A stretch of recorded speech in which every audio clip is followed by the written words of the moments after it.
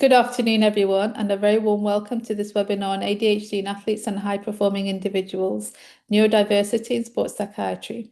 My name is Dr. Ra Noor, and I'm delighted to be hosting today's session as part of our Neurodiversity Celebration Week 2026 webinar series on behalf of the ADHD Centre. Thank you all for taking the time to join us.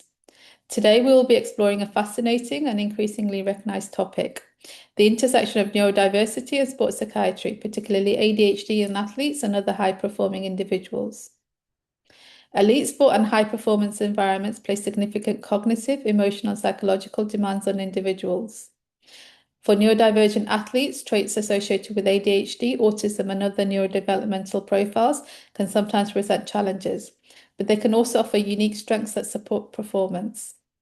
For example, qualities such as high energy, rapid decision-making, risk-taking, creativity, and the ability to hyperfocus can all play a role in high-performance environments. However, these same traits can also create challenges under pressure, particularly in relation to attention regulation, impulsivity, emotional intensity, perfectionism, and burnout. Today's discussion will explore how neurodevelopmental traits can influence motivation, resilience, and risk-taking, the relationship between ADHD and elite sport, the challenges athletes may face around diagnosis, disclosure, and stigma, and the clinical considerations for safe assessment and treatment in high-performance environments. We'll also discuss how multidisciplinary collaboration between clinicians, coaches, and support teams can help athletes to succeed. Before we dive in, I'll briefly introduce myself. I'm a London-based general practitioner with over 20 years of experience across both primary care and hospital medicine. I'm also the Director and CQC Registered Manager of the ADHD Centre, where much of my work focuses on neurodevelopmental conditions, particularly ADHD and autism. My clinical interest centres on early recognition, holistic management, and genuinely patient-centred care. My background spans surgery, hospital medicine, and community practice, which has shaped my understanding of the diverse and often complex challenges faced by neurodiverse patients. Alongside my clinical work, I'm also very passionate about medical education. I teach at King's College London, where I help to train and mentor future doctors. Before we begin, just a few quick housekeeping points. Today's session will run until 1 p.m. The webinar is being recorded and will be shared afterwards. Live captions are available using the captions button. If you have any questions during the discussion, please submit them via the Q&A box, and we'll aim to address as many questions as possible towards the end of the session. All questions will remain anonymous. After the webinar, you'll receive a resource pack including the slides, recording, and any additional materials. Before introducing our guest speakers, I'd like to briefly share a little bit about the ADHD Centre and the work we do. Our mission is simple but powerful: to help neurodivergent individuals not just to manage their conditions, but to truly thrive. At the ADHD Centre, we provide consultant-led, evidence-based and holistic care for neurodivergent individuals, including those with ADHD, autism, and other neurodiverse conditions. We support individuals across every stage of their journey through expert consultant psychiatrist-led assessments aligned with UCAN standards and NICE guidance, safe and structured titration pathways, ongoing monitoring and shared care collaboration with GPs, evidence-based behavioural coaching and psychological support, and the practical guidance for work, study, and everyday living. We also place a strong emphasis on education, research, and professional training, helping to improve understanding of neurodevelopmental conditions across healthcare, workplaces, and high-performance settings. Everything we do is grounded in a strength-based approach, because when you unlock how people think, focus, and perform best, you're not just supporting individuals, you unlock their potential to succeed. Today's discussion about ADHD and performance environments reflects a growing recognition that neurodiversity can play an important role in areas such as sport, leadership, and entrepreneurship. I'm now delighted to introduce our guest speaker, Dr. Abbas Mohammed Adinasab, consultant psychiatrist at the ADHD Centre and at South London Maudsley NHS Foundation Trust. Dr. Abbas specialises in ADHD and has extensive experience supporting individuals whose work or lifestyle requires sustained focus, resilience, and high cognitive performance. With a strong commitment to evidence-based, patient-centred care, Dr. Abbas also contributes to research and international education, bringing in a valuable clinical perspective to the intersection of neurodiversity and high performance. He also has a strong interest in sports psychiatry and ADHD in high-performing adults, exploring how neurodivergent traits may influence performance, motivation, and mental well-being. Dr. Abbas brings clinical expertise and insights into how ADHD intersects with high-performance environments such as sports. So with that, over to you, Dr. Abbas. Hello, thank you very much, Dr. New, for your comprehensive and nice introduction. So today, you mentioned about me as well. So I'm a consultant psychiatrist working in ADHD Center and also Southland and Maudsley NHS Foundation Trust. And today I'm going to talk about sports psychiatry and neurodiversity. So this focusing on how our understanding of conditions like ADHD and autism is evolving in elite sport environments. And also these conditions have been viewed through clinical or deficit-based lens. So traditionally used to be looked at them in a different way. So we are now looking at them in a different, from different angle. So however, in high performance sport, this perspective is increasingly being challenged.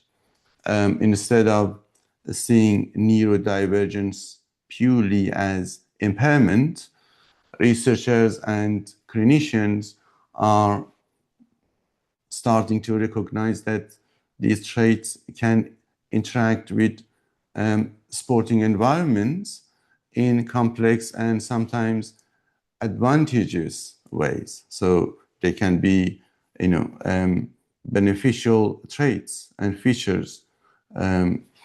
So this presentation will explore that shift from a deficit model to adaptation model, and will examine the clinical, basically, and psychological and regulatory implications of supporting neurodivergent athletes at the elite level.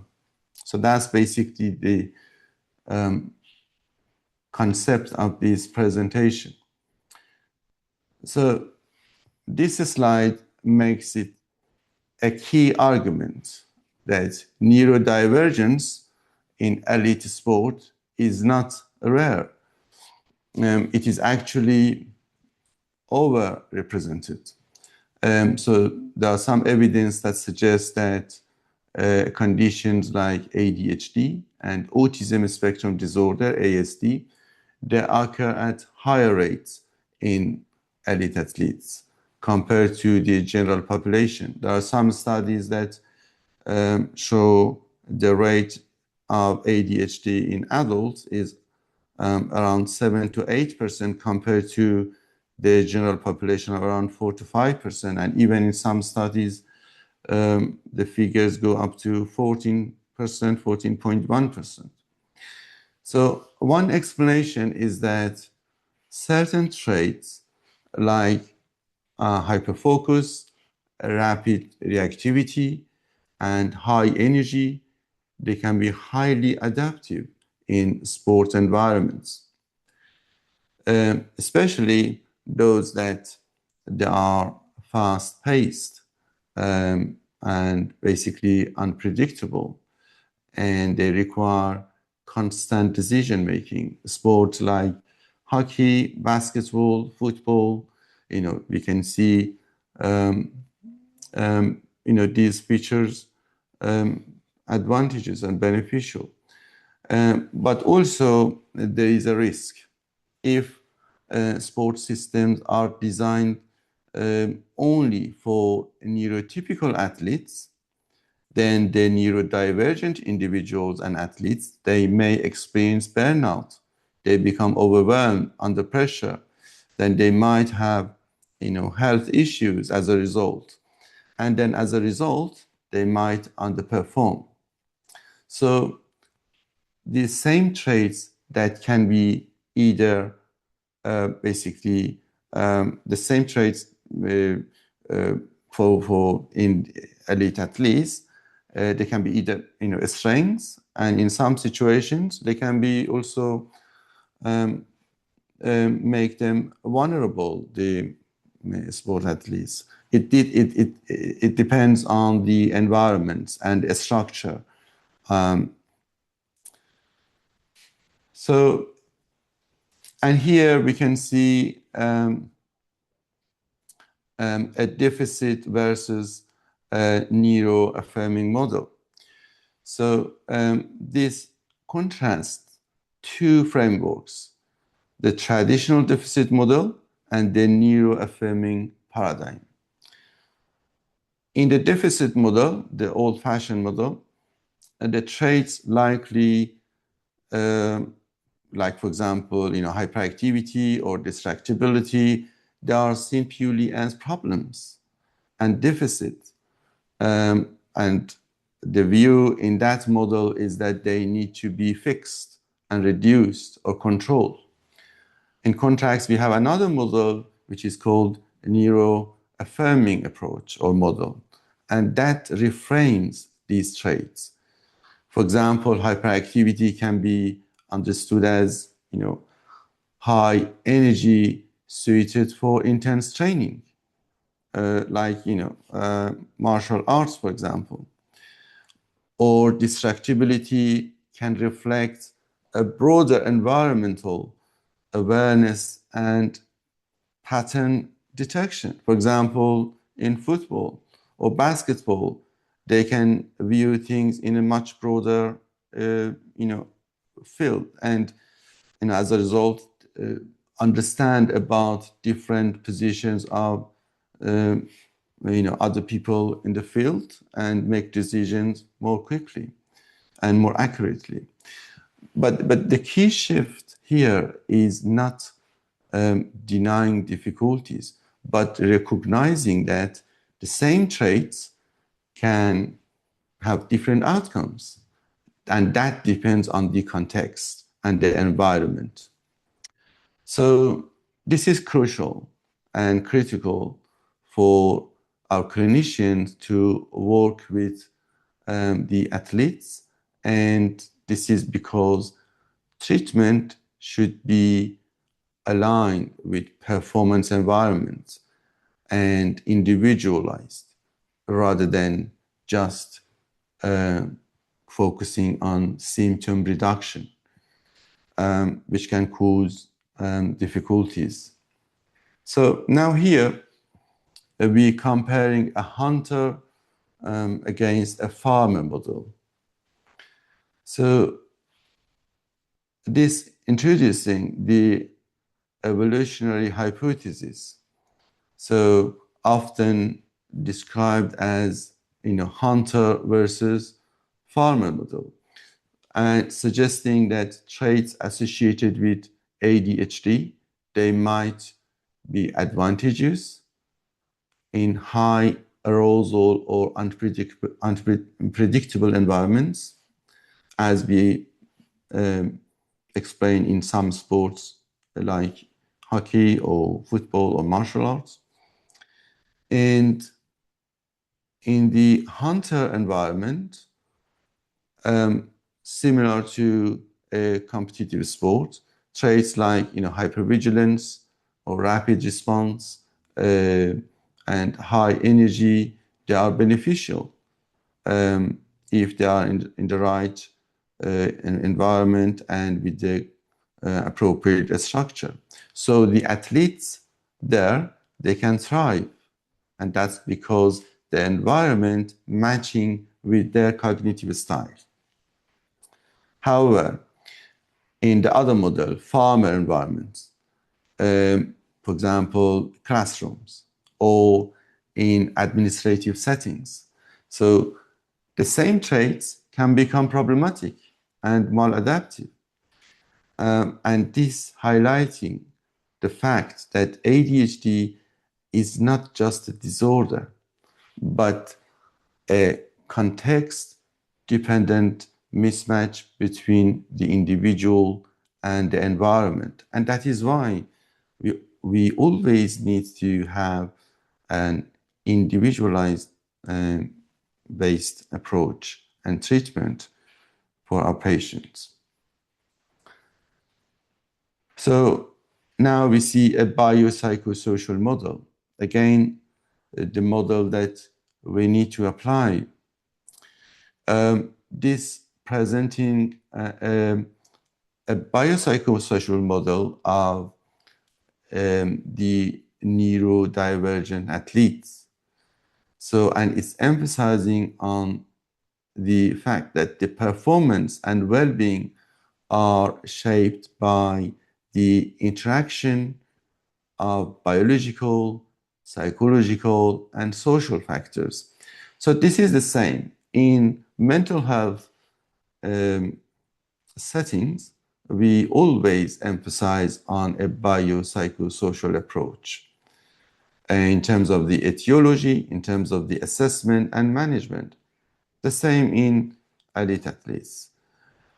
Biologically, there are different factors like dopamine regulation. We all know that the role of dopamine in ADHD, in prefrontal cortex, for example, genetics, and also sensory processing, they play a role here. Psychologically, also, our athletes may experience some features like perfectionism or emotional variability and masking behavior, which is very important. Masking behavior is important specifically because it can lead to the athletes, in particular in female athletes, feeling overwhelmed, and that can lead to a burnout and mental health difficulties. Socially, influences such as coaching styles, team dynamics, and anti-doping, regulations. We will talk about that, like those that we have in World Anti-Doping Agency, WADA. They also shape outcomes. They can also be challenges. At the same time, they can be, if there is a correct structure, they can be supportive and advantages for the athletes. So the key idea here is that optimal performance emerges, that we can achieve that when we have these different layers aligned with each other, working together. Okay, so now executive function versus stimulation. So here we see that executive functioning in ADHD is not fixed. It depends heavily on the level of environmental stimulation, as we discussed already. In low arousal situations, like for example in meetings or in classrooms or in athletes in recovery periods, cognitive performance can drop significantly. And in these low stimulation contexts, the athletes then may struggle with working memory, with attention, and inhibition. So impulsivity can be even more. And this is often misinterpreted by coaches as laziness or lack of discipline, or when it's actually, if we look into the situation more carefully, we can see that these are a neurocognitive response. For example, when a football team traveling, during the traveling time, they might not engage much with others, or that's not a stimulating environment. or post-recovery from an injury. That can be another time that, they might appear to be not engaging much. So on the other hand, in high arousal environments, for example, during competition, the same athlete that can perform exceptionally bad during those low arousal environments, now they can do exceptionally well. And this telling us that the capacity is there, but it's highly situational. And we need to understand that it's dependent on the environment.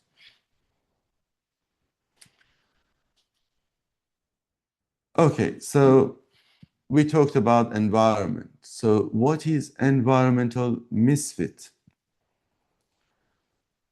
Here we compare two environments. One is a classroom and one is sport field. In low stimulation environments like classroom, ADHD symptoms tend to be more severe and visible. They can become bored easily and as a result disruptive, impulsive. But in contrast, in a high stimulation environment like sport, those same symptoms, they can reduce or even transform into performance advantages. For example, they become hyper-focused and having high energy in sport. And that can be a privilege for them, an advantage for them. And this concept of environmental misfit is important. It's important to understand our elite athletes to be able to try and support them appropriately. And this suggests that the issue is not just within the individual, but in how well the environment matching their cognitive profile. So let's talk about female athletes. So there is a difference between male and female presentation of ADHD symptoms. Similarly, in female athletes, we see this difference.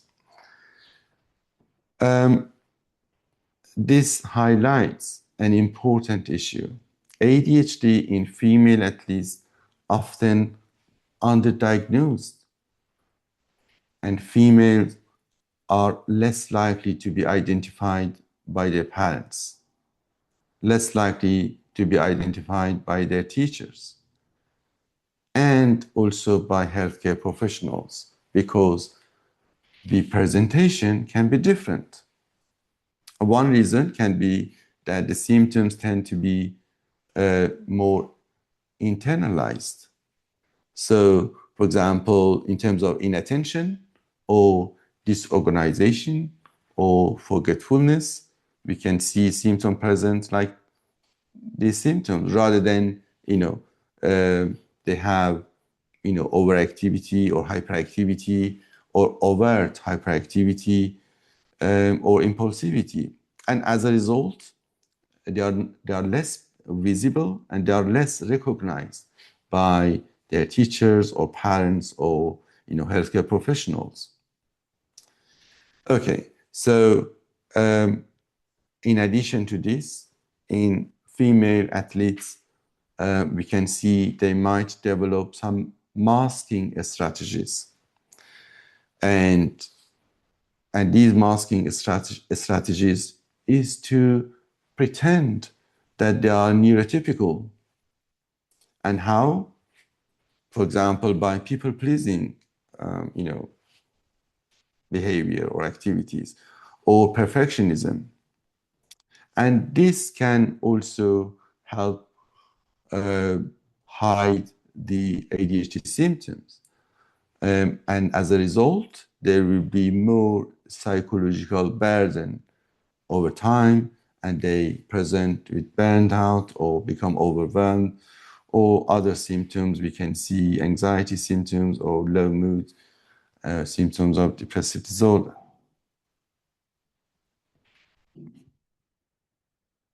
A comparison between male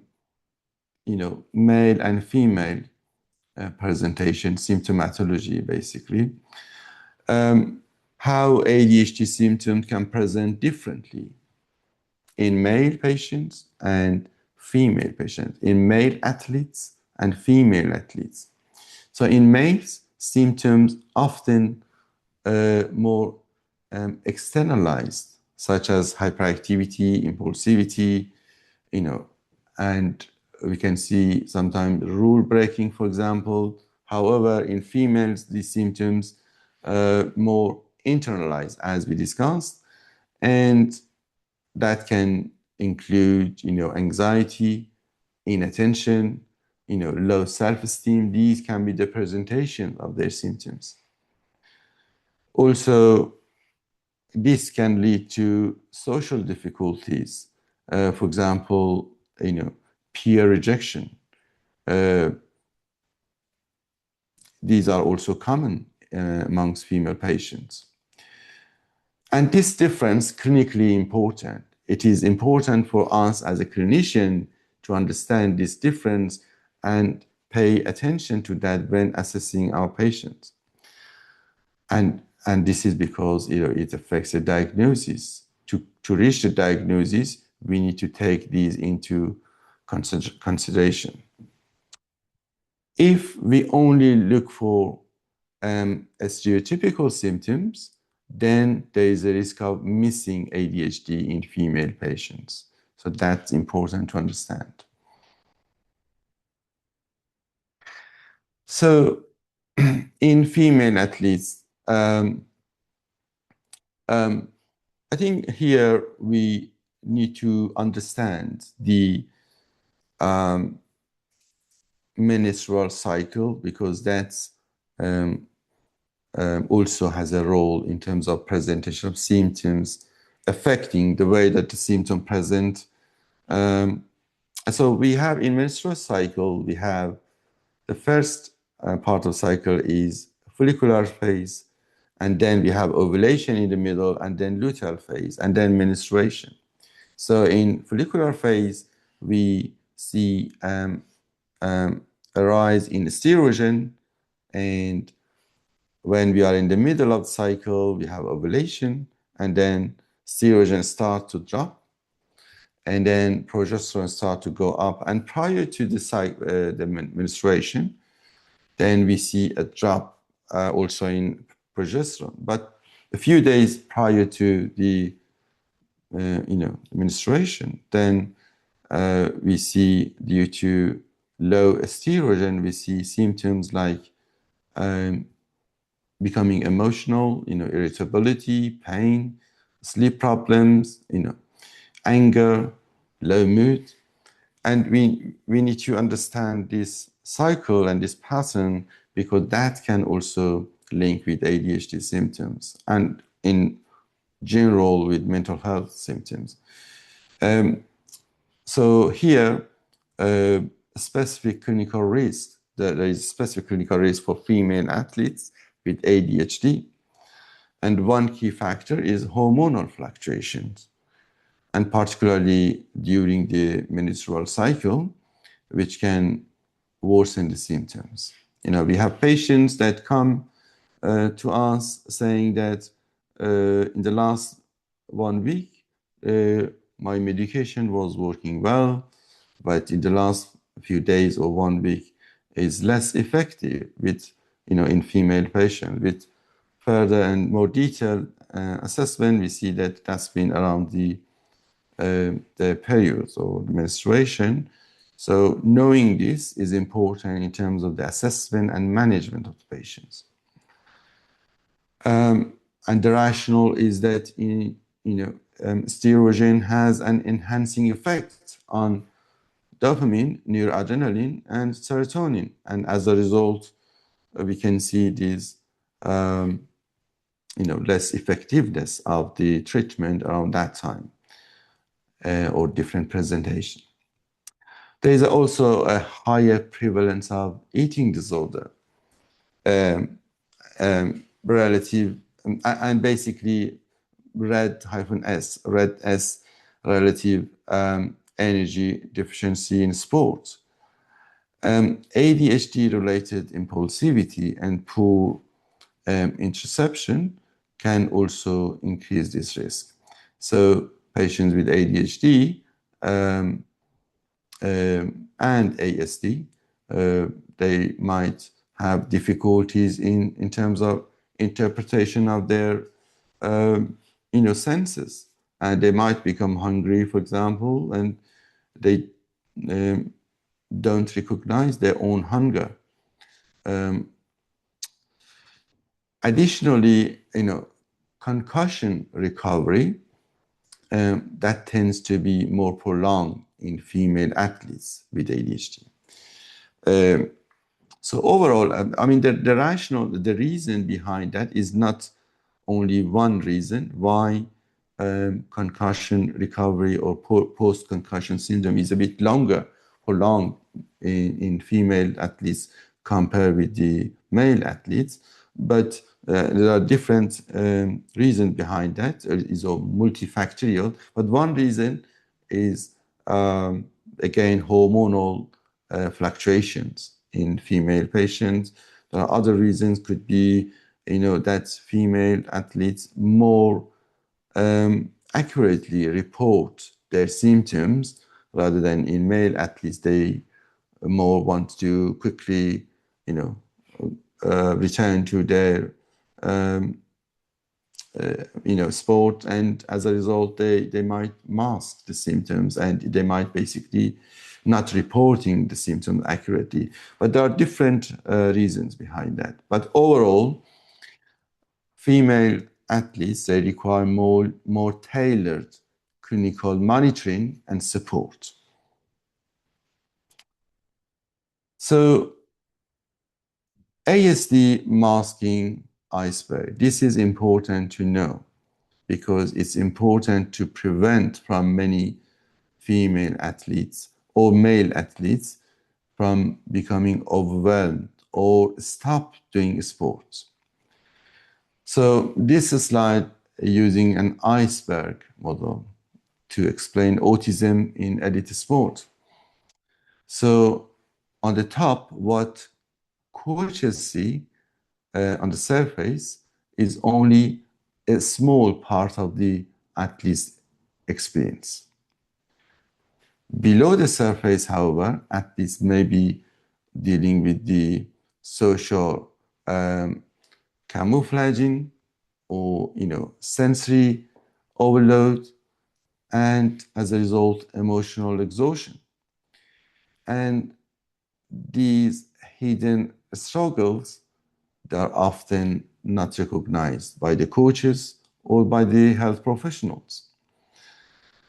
And this mismatch can lead to burnout and even sudden withdrawal from the sport in cases that we've seen. So understanding the hidden layer is critical. Understanding the below the surface and seeing below the surface is important. And that's to support autistic athletes effectively. In order to understand them and see them and recognize them and provide the right support for them, so we need to understand this iceberg model. So in terms of sensory realities, there are two important concepts. One is alexithymia, and the other one is interoceptive dysfunction. Alexithymia refers to difficulty identifying and expressing emotions. And you can imagine if someone having these difficulties in expressing their emotions, their difficulties cannot be recognized by their coaches. In sport, and this can lead to misinterpretation, and an athlete may appear emotionally flat or disengaged, when in reality, they are not. They are struggling to communicate their emotions. Another thing is interoceptive dysfunction, and that means that they have difficulty in sensing their internal bodily signals, like hunger, as we discussed, or thirst, or even fatigue. And this can increase the risk. This can increase the risk, for example, dehydration or exhaustion, or even can lead to injury as a result of too much exercise, for example. Dr. Abbas, I know you have a lot to say. Just to say, we'll give you another 5 minutes and then we can move on to the Q&A section. Sure. Thank you, Dr. Ram. So in terms of World Anti-Doping Agency, we can talk about that a bit as well. So the regulatory challenges of managing ADHD in elite sport. One of them is stimulant medications. For example, amphetamine-based medications like Elvance, lisdexamfetamine or dexamfetamine, and methylphenidate-based medications like Concerta XL or Medikinet XL or methylphenidate immediate release. So these are prohibited in competition. And so athletes need TUE or therapeutic use exemption to be able to take this. Basically, if they want to use these medications legally, they need to have a TUE.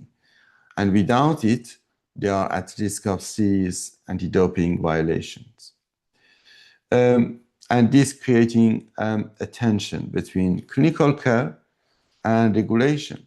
And this is a challenge.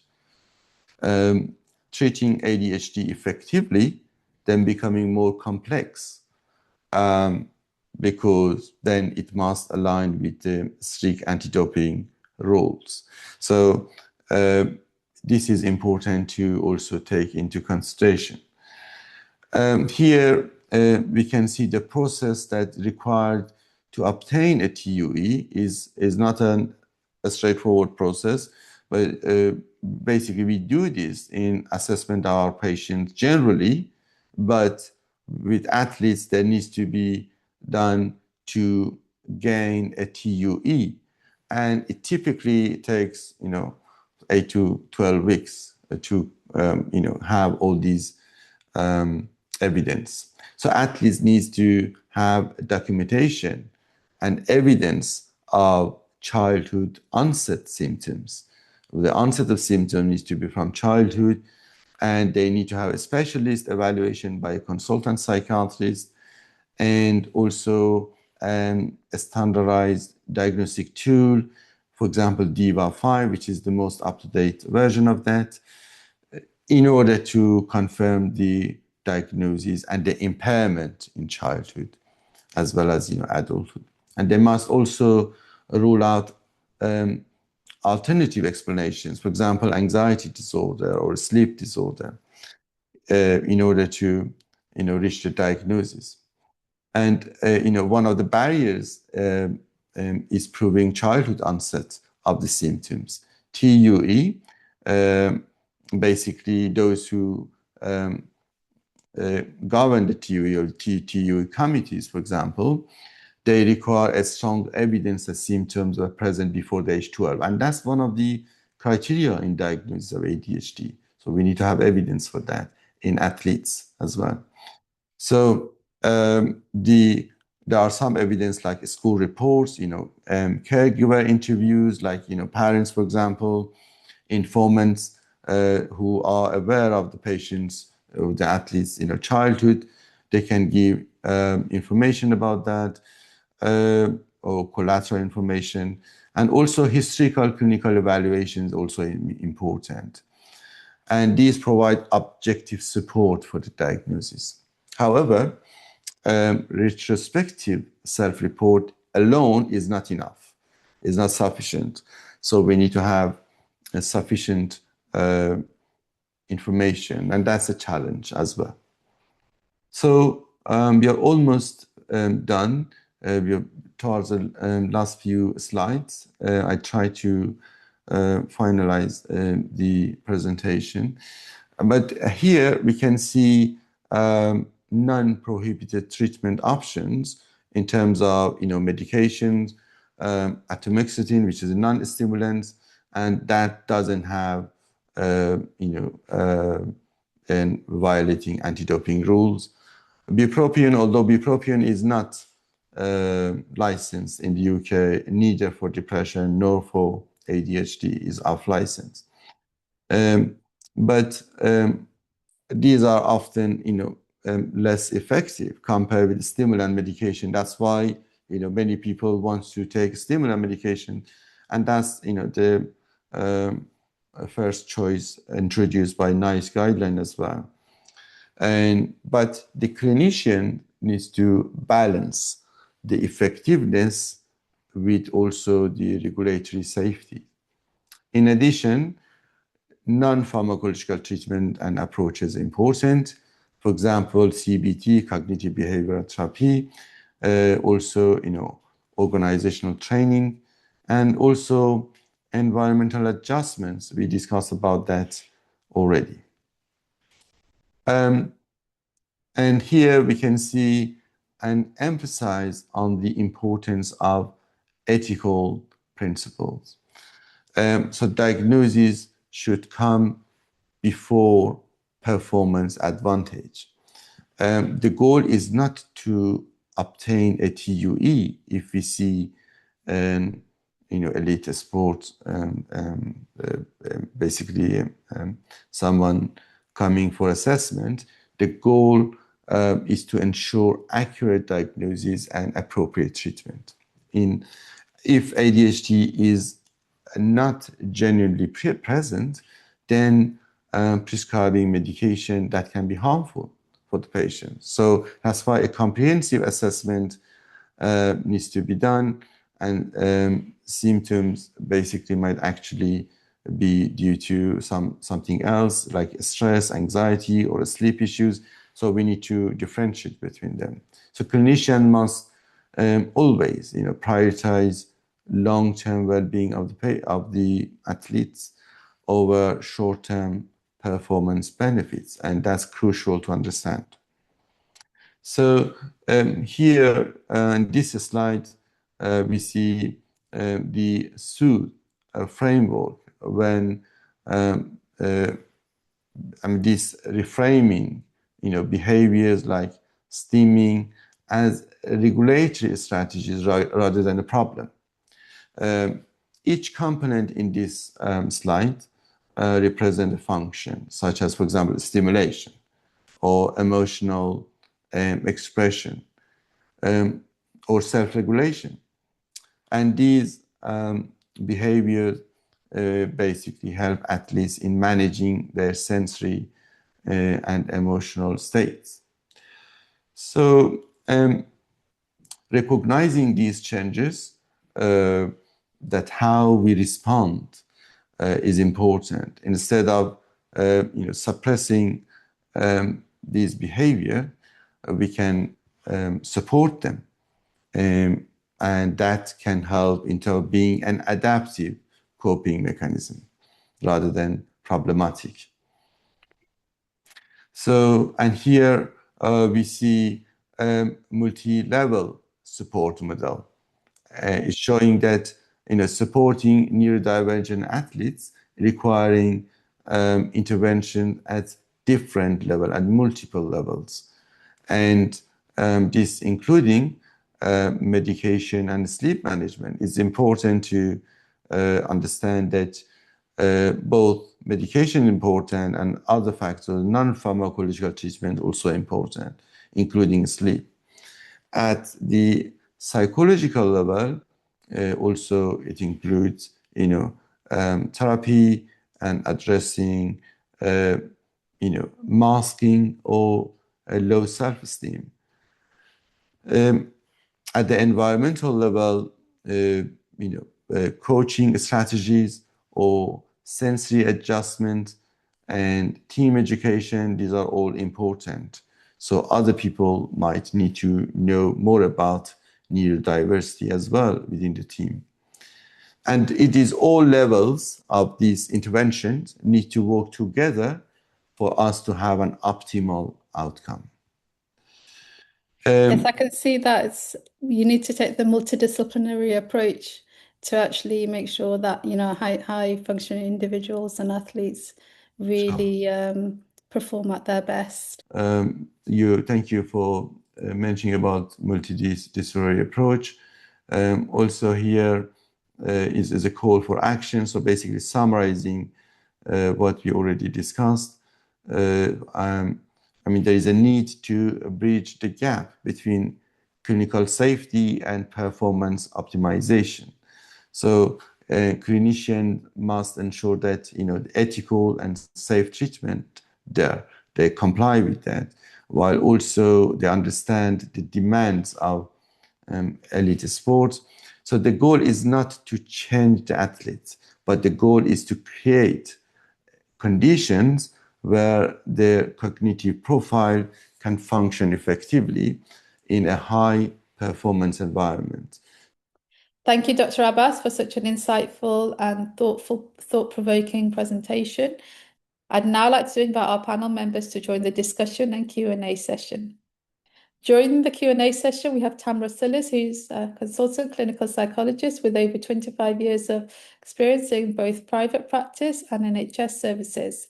She specializes in supporting individuals with ADHD and autism, particularly where this overlaps with anxiety, emotional regulation, and relationship challenges. Her focus is collaborative and strength-based, helping individuals better understand themselves and thrive in both personal and high-performance contexts.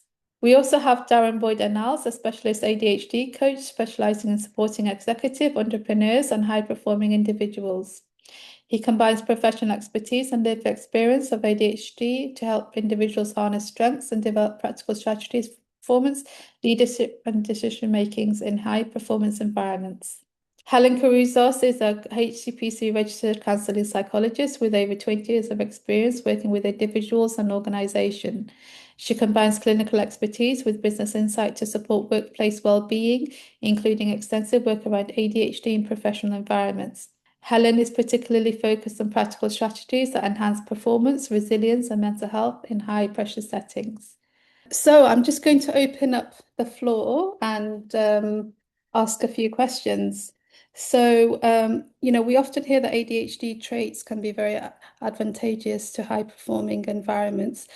From like a psychological point of view, Darren, I know you work with entrepreneurs and high-functioning individuals.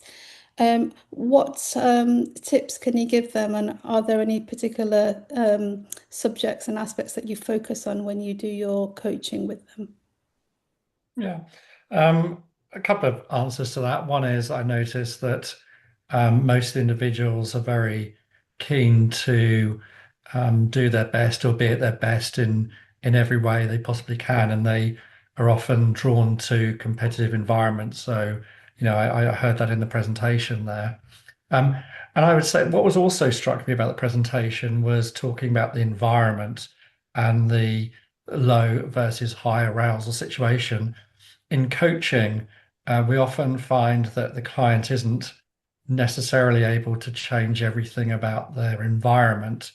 And so a lot of the work we do is from a constructivist point of view to try and help them make sense of their world differently so that their internal environment can lead to higher arousal rather than just depend on the external environment, which may not have that high level of arousal. So I think that's important when working with clients in this multidisciplinary approach to recognize it's working with people in the situation they're in. We can't always change the situation they're in, but they can make internal changes. That's my sort of big takeaway for that point, I think.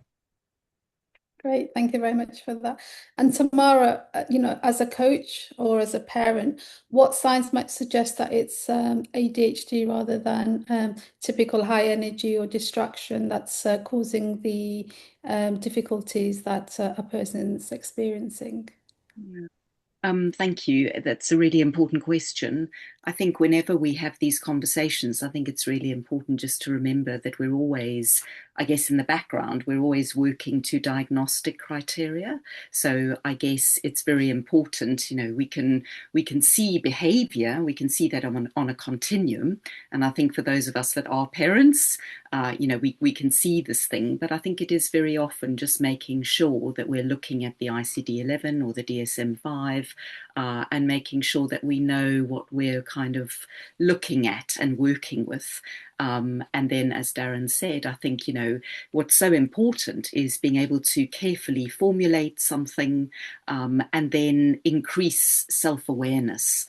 And I think with children, that also very much involves the system around them, the caregivers, so that people can really understand it and then be able to make those adjustments and be able to support the individual with that. Great, thank you. And Dr. Abbas, from the psychiatrist's point of view, how would you distinguish whether the symptoms are due to, other difficulties or whether it's due to ADHD? Sure, thank you. So um, it's basically by a comprehensive assessment.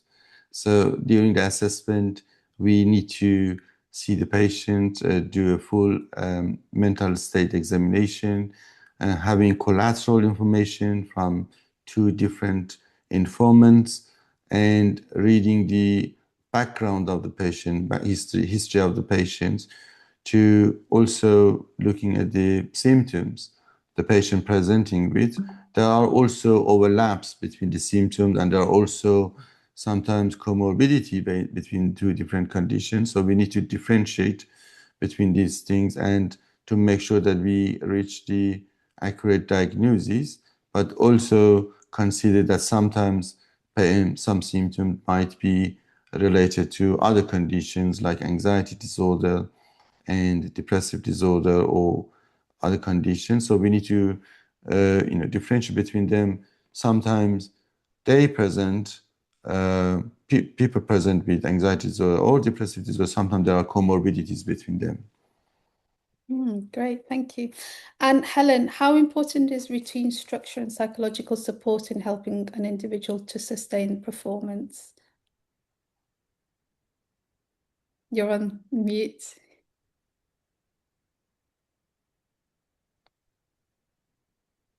Sorry about that. And apologies for coming on a bit later. That, as you know, I had a client just before, so it just took a couple of minutes to log on. Sorry, what was the question about the routines? Yeah, so I said, how important are routines and structure and psychological support in helping individuals sustain performance? I think they're very important. I mean, I also work with athletes, in particular footballers, and I think one of the main things we're constantly looking at and talking about is the routines. And whether you're involved in sport or not makes no difference. I think with all neurodivergent clients, I think there is an element of routines that's going to be important in terms of getting the job done, whatever that might be, whether that's on the pitch, off the pitch. Because we know when there is a lack of structure, when there is no sense of predictability and routine, this is when many ADHD clients can just easily go off track. And then that high distractibility, impulsivity just starts to really mess things up and really gets in their way. And particularly if it is around, we know a lot of what they tell themselves to do really links into PDA, or as we know, pathological demand avoidance. So sometimes this can be an issue with some, not just with athletes, but with anyone who has, ADHD. Even drinking water or getting into the routine of eating regularly can be a symptom of PDA, let alone having to train or to do certain things that might be expected of them as an athlete. So I think where we as coaches or therapists or whatever role we're working in, where we can soften some of those responses in eliciting a response that lands a lot more kinder and more compassionately as far as that routine is concerned, the better. Great, thank you for that. And Darren, Helen's, mentioned that it doesn't matter whether you're an athlete or you're in a high functioning work environment. Do you have a different approach to different individuals depending on the role that they do? So whether they're an executive in a business or whether they're a high functioning athlete, do you have a different approach to coaching those people? I would refer back to the presentation, which is talking about individualizing the treatment. So I wouldn't say that I would turn up with a different toolkit or a different methodology. These high-performing individuals have got certain things in common. As I say, they want to do well. They might be very competitive. They might be very concerned about how they're engaging. So there might be certain patterns that appear amongst a lot of people. But as I said, helping them to reorganize their internal world is a pattern that I would use very much with these types of clients. And further than that, it's individualization, because people can turn up with the same presenting symptoms, but actually how they've construed their world can be entirely different. And so one has to work with that. So it is highly individualized, I would say. Great, thank you. And what's your take on that, Tamara? Yeah, I would say I completely agree with it. I think I always go back to the kind of individual formulation. And as Darren is saying, people with these difficulties can present really differently. So some people might need a lot of kind of executive function scaffolding. Other people might need a lot more help, let's say, with some of the relational fallout that can happen. So we know that this can go on, where people, they may struggle with turn taking or sitting through tactical discussions. They might get very, very angry. So we might have to sort of help them with some of that kind of impulsivity and some of the arousal that happens emotionally for them. Some of the intervention might be around, psychoeducation, helping coaches also to understand a lot more about people they're working with. So, yeah, I guess for me, it's so much about really listening out for the difficulties that are occurring, and then putting your head together with that individual to be able to make sure that what you're addressing are really the difficulties that they are, what they're struggling with. So to kind of customize, I think the intervention is so important. Yes, it really is important. And we're running out of time, but we've got time for just one more question, and it's a question around medication.